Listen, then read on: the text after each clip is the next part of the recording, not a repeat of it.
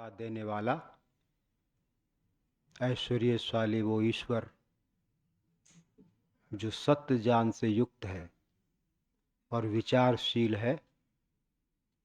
हम भी सत्य ज्ञान और विचारशीलता की आदत अपने अंदर डालें। इस भावनाओं से हम 3 बार ओम का उच्चारण करेंगे। ओ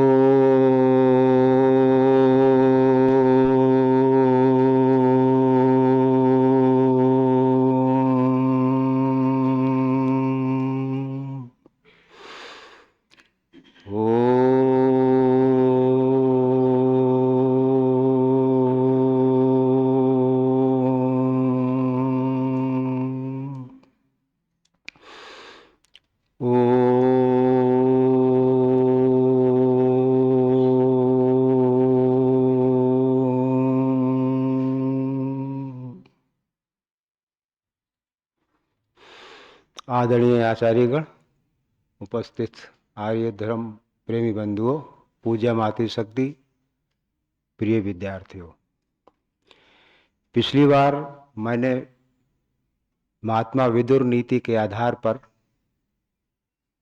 एक श्लोक आपके सामने प्रस्तुत किया था। तो उसमें कई बिंदु सुख प्राप्त करने के लिए इसमें कहे गए हैं।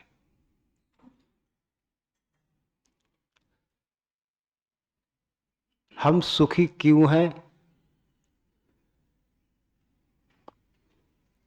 ऐसा कोई नहीं पूछता है। हम दुखी हो जाए तो हमें लोग पूछने लग जाते हैं कि आप दुखी क्यों हो। हम स्वस्थ हैं तो हमें कोई नहीं कहता कि आप स्वस्थ क्यों हो। लेकिन अगर हमारा शरीर रोगी हो जाए, हमारा चेहरा पीला पड़ जाए, हम अस्वस्थ हो जाए तो लोग पूछते हैं कि भाई तुम्हें क्या हो गया है। तो संसार में आंधी और तूफान हैं और इनसे बचने का कोई उपाय भी हमारे पास नहीं है। वो आएंगे, आ रहे हैं और आते ही रहते हैं और आते ही रहेंगे। तो दो पक्ष हमारे सामने उपस्थित होते हैं कि हम अपनी सोचने की प्रक्रिया में अगर परिवर्तन कर दें तो आदमी दुख में भी सुख का मार्ग ढूंढ सकता है, दुख में भी आनंद, चित्त आनंद से प्रमुदित रह सकता है। और ये सब हमारे सोचने की शैली इसमें बहुत काम करती है। तो विदुर नीति का जो पहला बिंदु मैंने रखा था श्लोक के माध्यम से कि आरोग्यम, इसकी चर्चा हम कर चुके हैं। वैसे तो चर्चा कितनी ही चर्चा करते रहो, विषय कभी समाप्त नहीं होता है। लेकिन सीमित समय में चर्चा सीमित ही होती है और प्रत्येक बिंदु पर विचार करना होता है। तो दूसरा बिंदु है आनरणयम। ऋण जिसके सिर पर सवार है। हमारे जीवन में वैसे चिंता कोई ना कोई लगी ही रहती है। चिंता हमारा पीछा ही नहीं छोड़ती।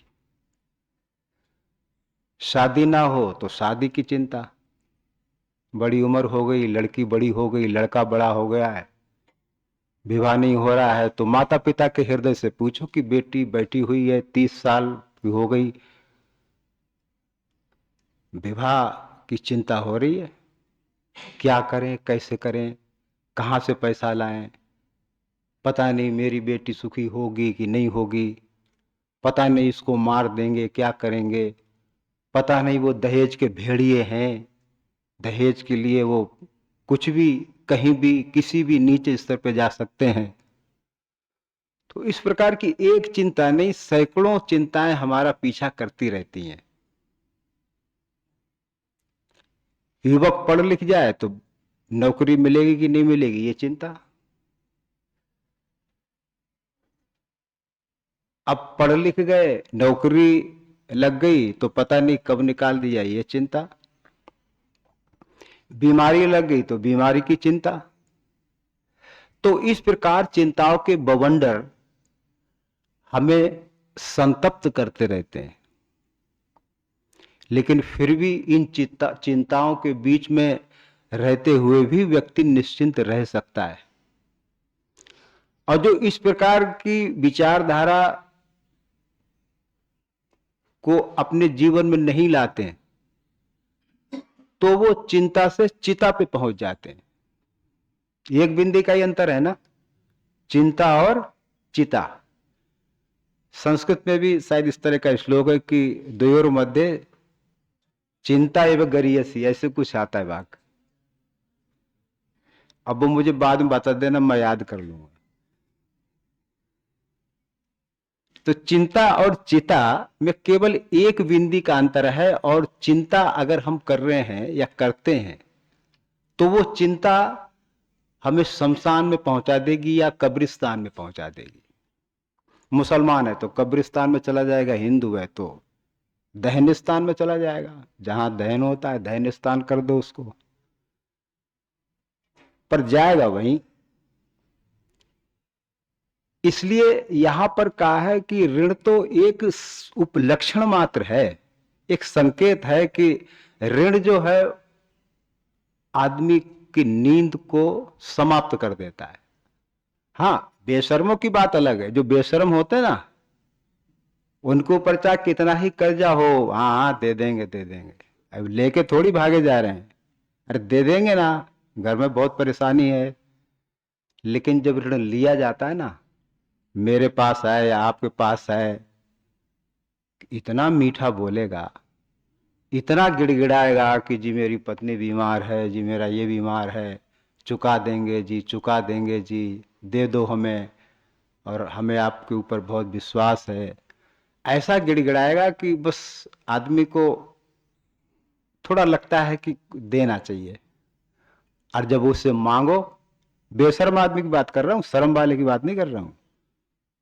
बेशर्म आदमी कहेगा दे देंगे दे देंगे, अभी ये समस्या है, अभी वो है, अभी उसका वो है, वो बीमार पड़ गया, ऐसा हो गया, दे देंगे, और व्यक्ति पीछे पीछे घूमता रहता। तो यहां बेशर्म वालों की बात नहीं कही गई, यहां जिन्होंने कर्जा लिया है, ऋण लिया है, अब उनको यही चिंता सवार रहती कि कैसे मैं इस ऋण को उतारूं। क्योंकि जैसे एक आदमी के ऊपर भारी बोझ है, 50 किलो का बोझ रखा हुआ है। जैसे हमारे गांव के बच्चे भी बैठे हैं कई, इनमें किसान के बच्चे हैं कई, तो मैंने तो किया ही है, आप लोगों ने किया होगा कि जैसे बरसीम काट के लाना है, 30 किलो 40 किलो तो सिर पर रख करके ला रहे हैं, पसीना पसीना हो रहे हैं, और सोच रहे हैं कि कब जल्दी घर आ जाए। और घर आता, जब वो बोझ उतार के फेंकते हैं तो ऐसा लगता है कि शरीर एकदम फूल जैसा हल्का हो गया है, लगता है ना। तो ये भरोटे हम भी काट काट के लाए, ऐसी बात नहीं कि हम ऐसे ही आसमान से उतर गए। हमने खूब भरोटे काटे, हमने भी गेहूं काटे। तो आदमी जैसे एक भारी बोझ को उतार के सुख की सांस लेता है, ऐसे ही जब व्यक्ति ऋण किसी का चुका देता है तो वैसे ही वो सुख की सांस लेता है। कुछ ऋण ऐसे होते हैं जो हम सब पे हैं, उन्हें हम मानसिक ऋण कह सकते हैं। जैसे अभी बच्चों का नवंबर में उपनयन और वेदारंभ संस्कार होगा, लगभग शायद 18-20 बच्चे होंगे, ऐसी कुछ सूची का पता लगा है, बढ़ भी सकते हैं। तो वहां यज्ञोपवीत भी डाल दिया जाता है।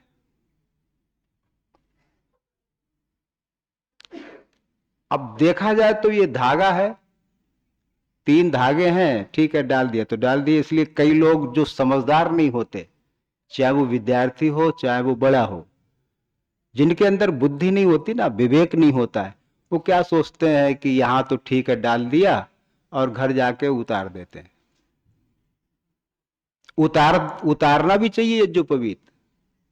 स्वामी दयानंद जी से किसी ने पूछा कि महाराज एक बात बताइए कि आप यज्ञोपवीत मंत्र पढ़ करके देते हैं, क्या यज्ञोपवीत उतारने का भी कोई मंत्र है?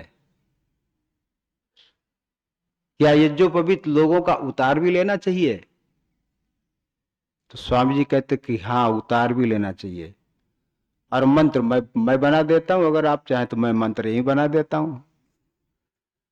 तो मंत्र चढ़ाने का भी मंत्र है, यज्ञोपवीत पहनने का, और मंत्र उतारने का, उससे उल्टा कर दे तो उतारने का मंत्र हो जाएगा। तो वहां पर जब यज्ञोपवीत दिया जाता है तो कुछ उसकी शर्तें होती हैं। कुछ उन बच्चों को बताया जाता है कि आपने ये जो 3 धागे अपने गले में डाले हैं, जो आपके गले की, आपके कंधे की जो शोभा बढ़ा रहे हैं, श्वेत यज्ञोपवीत आप पहने हुए हैं। यज्ञोपवीत के बारे में कहा जाता है कि हमने अंदर पहनना बहुत बाद में किया है। पहले बाहरी यज्ञोपवीत पहनते थे, बाहर उनका चमकता था। महाभारत में विद्वान लोग बताते हैं कि द्रोणाचार्य और ये जो दूसरे लोग थे, तो उनके जो भी बाहर दिखते थे, लेकिन किन्हीं कारणों से यज्ञोपवीत को हमने पहनना अंदर कर दिया। ठीक है, चाहे बाहर पहनो या अंदर पहनो, तो वहां बच्चों को बताया जाता है कि तुमने ये जो 3 धागों वाले यज्ञोपवीत अपने गले में धारण किया है, क्यों किया है, इसका रहस्य अगर तुम समझे हो, इसकी अगर आप कीमत समझते हो, आप मूल्य समझते हो, तो वो कहते हैं कि तुमने इस संसार में जन्म लिया है। दिया किसने? माता पिता ने दिया है। माता ने भी दिया और पिता ने भी दिया, दोनों का हाथ है। हमने उनकी कृपा से इस संसार में शिशु बनकर के आंखें खोली हैं। अगर वो हमें नहीं जन्म देते तो हम जो संसार में विचित्र प्रकार के सुख देखते हैं, सुख भोगते हैं, उन सुखों से हमें वंचित रहना पड़ता। कभी अपना बचपन याद करिए, सभी के ऊपर बचपन आता था, कैसे हम बचपन में तितलियां पकड़ते थे, चूहों के पीछे दौड़ते थे, चूहे की पूंछें उखाड़ लेते थे। कभी तरह तरह की चीजें हम करते थे। तो ये सब जो हम विभिन्न प्रकार की जो बाल क्रीड़ाएं करते हैं या करते हैं बच्चे, अभी भी इनमें से भी करते होंगे, तो ये बाल क्रीड़ाओं को करने की कृपा का जो आधार है वो हमारे माता पिता हैं। तो इसलिए ऋषि ने वहां पे कहा कि आपने ये जो पवित्र पहन तो लिया है, इसके साथ अब आप माता पिता से आप और जुड़ गए हैं, दूर नहीं गए, बल्कि माता पिता से आप जुड़ गए हैं। कैसे जुड़ गए हैं? कहते हैं कि बच्चा जो है वो माता की लोरियों को सुनकर के बड़ा होता है। माता लोरियां सुनाती है ना, अब तो पता नहीं सुनाती कि नहीं सुनाती, लेकिन बचपन में तो सुनाती थी लोरियां, कहानियां सुनाती हैं, लोरियां सुनाती हैं, राजा बेटा सो जा, है, और छोटी छोटी कहानी सुन के थपकी दे दे के सुला देती हैं। कितना प्रेम मिलता है माता से। खुद गीले में सोती है और बच्चे को सूखे में सुलाती है। खुद के कष्ट को कष्ट नहीं समझती है, पर बच्चे को कष्ट को बड़ा भारी कष्ट समझती है। रात भर नहीं सोती है, बच्चे ऊपर हाथ फेरती रहती है, मेरा बच्चा मेरा बच्चा। अभी आपने देखा होगा, अहमदाबाद में जब विमान गिरा और टूट गया, उसके 2 टुकड़े हो गए, और उसमें लगभग शायद 200-250 लोग ऐसे पिघल गए जैसे अग्नि को आप लोहे, जैसे अग्नि में आप लोहे को डाल दीजिए तो जैसे लोहा पिघल जाता है ना, जैसे लोहा पिघल जाता है, ऐसे वो पिघल पिघल पिघल करके, और सबके सब बहुत दुर्दशा से वो मरे हैं। तो उसमें कहते हैं कि एक छोटा बच्चा भी था, 10-11 साल का रहा होगा, इनमें से 11-12 साल के बच्चे हैं, इनकी उम्र का रहा होगा वो। जब वो विमान हॉस्टल में जाकर के वो बिल्डिंग से टकराया, तो उसके पास कोई चाय की दुकान थी, लोग लगा ही लेते हैं भी, चाय वाय पीने वाले आते रहते हैं, विद्यार्थी हैं या इधर उधर के लोग हैं। उस चाय के स्टॉल को वो एक महिला चलाती थी और उसका 10-11 साल का बच्चा था, वो भी उसमें था। अब जब आग लगी तो मां को पता लगा कि मेरा बेटा भी इसके अंदर है, या तो वो पास में होगा, वो इतना मुझे ध्यान नहीं, लेकिन वो था। अब आप उसका, माँ का जो दुख आप देखेंगे ना, अगर आप वीडियो देखेंगे तो आपका हृदय हिल जाएगा।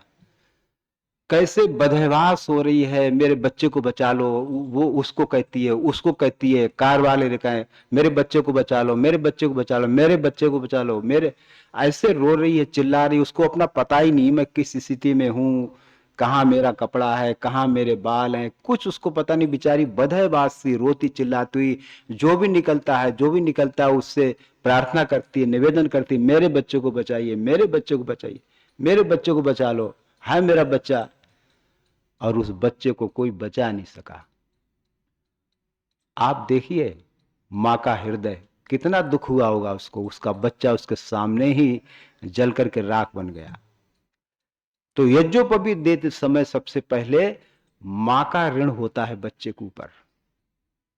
हमने तुम्हें जन्म दिया है, हमने तुम्हें बहुत परिश्रम से प्राप्त किया है, हमारे कारण से तुम बड़े हुए हो, हमने तुम्हें पढ़ाया है, लिखाया है। और ये जवान बच्चे जब हो जाते हैं और माता पिता को कष्ट पहुंचाते हैं, माता पिता की अवहेलना करते हैं, माता को ऐसा मानते हैं कि जैसे एक भार है, जैसे किसी माँ के 5 बच्चे हैं तो अब क्या करते हैं, माँ को भी बांट लेते हैं। जैसे आकाश बांट लिया, वायु बांट ली, धरती बांट ली, जल बांट लिया ना हमने। पाकिस्तान के अंदर तो आप जा नहीं सकते ना, वो यहाँ नहीं आ सकते। तो जैसे आदमी ने जल वायु आकाश सब बांट लिया, ऐसे ही 5 भाइयों में वो माँ भी बट गई। अब वो क्या कहते हैं 5 भाई, कहते भाई 1 महीना आपके पास रहेगी, 1 महीना मेरे पास रहेगी, 1 महीना उसके पास रहेगी, 1 महीना उसके पास रहेगी। ऐसे उस माँ का जीवन कटता है। तो जो बच्चे ये समझ जाते हैं कि मेरी माँ मेरे लिए बहुत कष्ट उठाती है और उसने उठाया है, रात दिन अपने बच्चे की चिंता करती है, तो इसलिए हम, हमारे ऊपर एक माँ का ऋण है, और उस ऋण उतारने की स्मृति जो है, वो ये यज्ञोपवीत का एक जो ऋण है, यज्ञोपवीत का एक जो तार है, वो हमें याद दिलाता रहता है। एक धागा जो है कि ये तुम्हारे ऊपर माँ का ऋण चढ़ा हुआ है, इसलिए किसी भी स्थिति में अपनी माँ को नहीं भूलना चाहिए। कैसी भी स्थिति हो, कितने ही बड़े हो जाओ, लेकिन माँ का प्यार, माँ का कष्ट, और माँ ने हमें कितने कितने दुखों से पाला है, किस तरह से हमको बड़ा किया है, इन विचारधाराओं से जो बच्चा अपने माँ की सेवा करता है, वो यज्ञोपवीत पहनने का अधिकारी है। फिर दूसरा का है कि पिता का ऋण है। पिता का भी ऋण कम नहीं है। अपने बच्चे के लिए, अपने बेटे को पढ़ाने के लिए अपने खेत बेच देते हैं। एमबीबीएस करवानी है तो उसमें 1000-2000 रुपए तो लगेंगे नहीं, लाखों रुपए लग जाते हैं। और शायद यहाँ तो, यहाँ भी एमबीबीएस हो जाता है, शायद भारत में भी होता है, अभी मुझे ऐसा कुछ ध्यान नहीं, लेकिन विदेशों में जाता है प्राय करके व्यक्ति। 5 लाख 10 लाख लगभग वहां पे लगता है। अब पैसा नहीं है, पैसा नहीं तो क्या करे, जमीन बेचो, खेत बेचो। और बेच किसके लिए बेच रहा है, अपने बेटे के लिए बेच रहा है ना, अपने लिए तो नहीं बेच रहा है ना। मेरा बेटा पढ़ जाए, मेरा बेटा डॉक्टर बन जाए, मेरा बेटा ये बन जाए, वो बन जाए। क्योंकि असल में होता क्या है कि समाज में जिस तरह की शिक्षा का प्रभाव चल रहा होता है ना, आदमी प्राय करके उसी में बह जाता है। तो डॉक्टर बनना, इंजीनियर बनना कोई मतलब ऐसा काम नहीं है कि जिसको उपेक्षा की दृष्टि से देखा जा सके, अच्छा काम है। लेकिन चूंकि वो डॉक्टर बनाने के लिए, इंजीनियर बनाने के लिए, पायलट बनाने के लिए अपना सब कुछ सर्वमय पूर्णम स्वाहा तो कर देते हैं, लेकिन वो ये नहीं सिखाते कि तुम्हारा मां के प्रति दायित्व क्या है, मां का दायित्व तुम्हारे प्रति क्या है। तुम्हें मां की सेवा करनी चाहिए, तुम्हें ईश्वर का स्मरण करना चाहिए, तुम्हें तुम्हें एक अच्छी और पवित्र आचरण की शिक्षा तुमको मिलनी चाहिए। ये माता पिता बहुधा करके अपने बच्चों को नहीं सिखाते, इसीलिए जब बच्चे बड़े हो जाते हैं तो कहते हैं जी बच्चे हमारे बस में नहीं है, बच्चे हमारी बात नहीं मानते। तुमने बच्चे को सिखाया क्या है, तुम्हारी बात क्यों माने, तुमने बात मनवाने लायक तुमने उनके साथ किया क्या। तो इसलिए जहां बच्चे का कर्तव्य है कि वो माँ बाप की सेवा के लिए हर समय तत्पर रहे, वहां माँ बाप का भी एक परम पुनीत कर्तव्य है, परम दायित्व है उनका कि वो भी बच्चे को बचपन में अपनी संस्कृति से, वैदिक शिक्षा से, उसके आचरण से उसको हर तरह से इस तरह तैयार करना कि वो बड़ा होने पर भी वो माँ के सामने, पिता के सामने विनम्र बना रहे। और ये तभी संभव है जब बचपन में माँ इस तरह की शिक्षा देती है। अगर वो नहीं देती है तो माता शत्रु पिता बैरी आता ना, ऐसे ही है ना, माता शत्रु पिता बैरी ये बालो न पाटिता न शोभते सभा मध्य हंस मध्य बकोया था। तो वहां पर माता शत्रु एक तो इस रूप में है कि उसने अपने बच्चे को सुंदर पवित्र आचार विचार की शिक्षा देने का कोई उसके लिए समय ही नहीं दिया, उसको समय दिया ही नहीं। बस उसको यही माँ कहती रही, यही पिता कहता रहा कि तुम्हें ये पढ़ना है, ये पढ़ना है, ये पढ़ना है। अरे कभी ये भी शिक्षा दी है कि तुम्हें हमारे साथ क्या करना है, कभी ये शिक्षा दी है कि तुम्हें तुम्हें समाज के साथ में कैसे रहना है, तुमने ये शिक्षा दी है कि एक दूसरे के साथ किस तरह का व्यवहार करना है, तुमने कभी ये शिक्षा दी है कि आत्मा और शरीर की सत्ता अलग अलग है, आत्मा रहेगी तुम मिट जाओगे, कभी ये शिक्षा दी है? नहीं दी है ना। तो इसलिए माता पिता का भी एक परम दायित्व बनता है कि वो भी बच्चे को इस प्रकार की शिक्षा दे करके और उसको एक अच्छा अच्छा आदमी बनाए, उसको समाज में रहने के लिए एक अच्छा स्थान मिले, उसकी छवि अच्छी बने। तो ये माता पिता का ऋण हो गया। पिता भी खूब कष्ट उठाता है।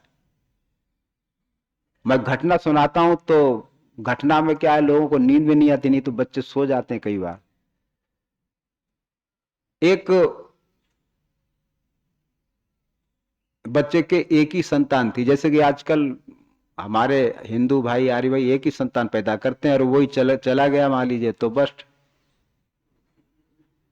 ये दिखाओ फिर दूसरा है ही नहीं। कई बार हमारे आचार्य जी कहते हैं जी बच्चे गुरुकुल में आते ही नहीं, आएंगे कहां से भी, एक है वो आदि है वो अंत है ना, आदंत विपर्यस्य सूत्र नाशाध्यायी में वो आदि है वो अंत है।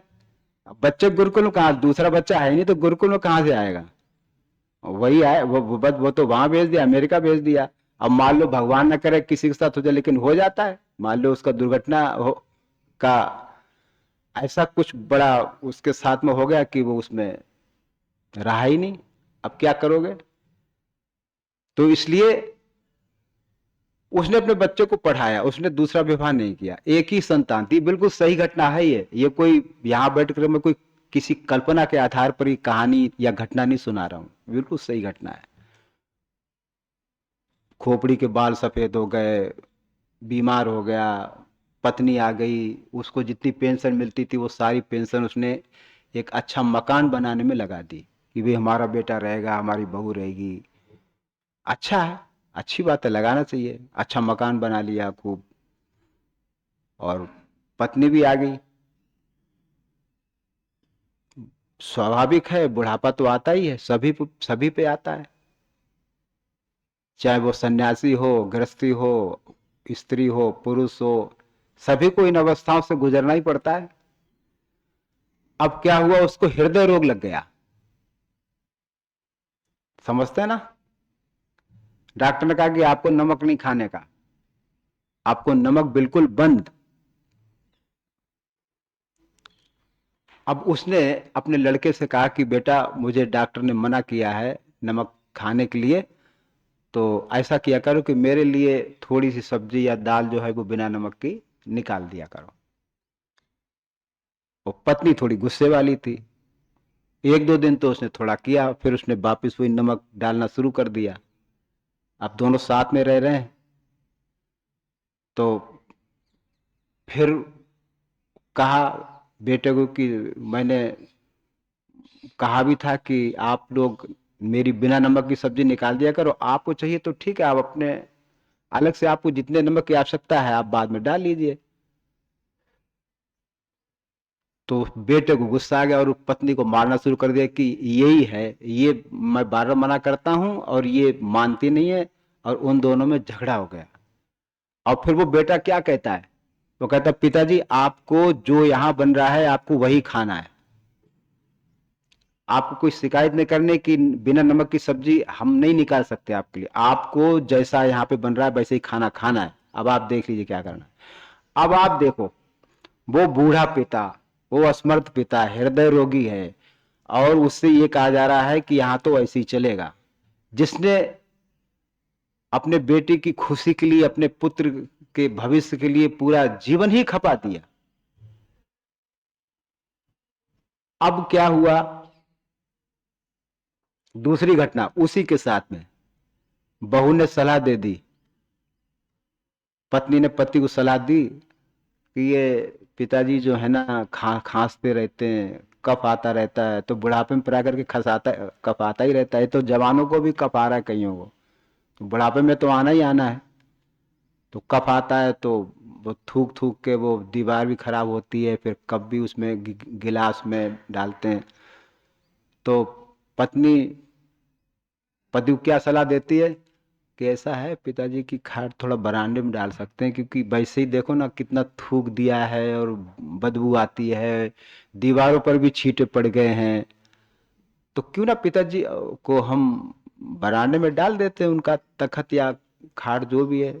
तो लड़के ने कहा कि ऐसे कैसे कर सकते हैं, उन्होंने हमारे लिए मकान बनाया है, हमारे लिए व्यवस्था की है, हमारी अपनी सारी पेंशन हमारे लिए लगा दी है, मैं तो नहीं कह सकता।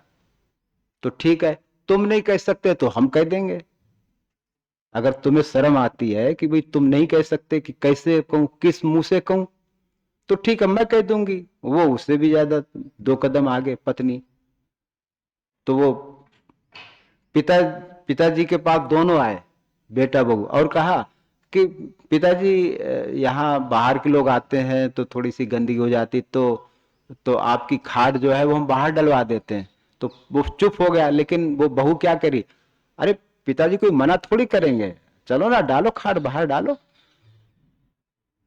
देखो, आप देखिए, अब वो बाहर खाट डाल देगी, खाट डाल देगी बाहर।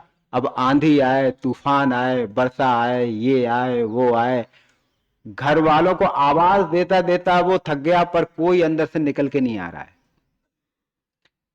ये देखो ऐसे लोग जो हैं, जिन्हें कहते हैं ना कि जो बचपन में अपने बच्चों को केवल धन ऐश्वर्य को कमाने की तो शिक्षा देते रहते हैं, पर ये शिक्षा नहीं देते।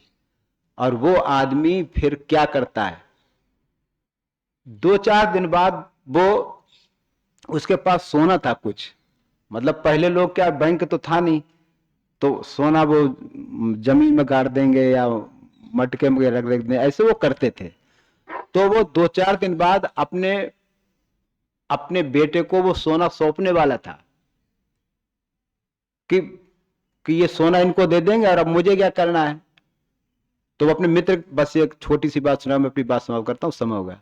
वो मित्र के पास गया अपने हम उम्र के, भाई मैं अपना सोना देना चाहता हूँ, तो आप बताओ। तो बोले हाँ हाँ दे दो ना, आप सब यही संभालेंगे।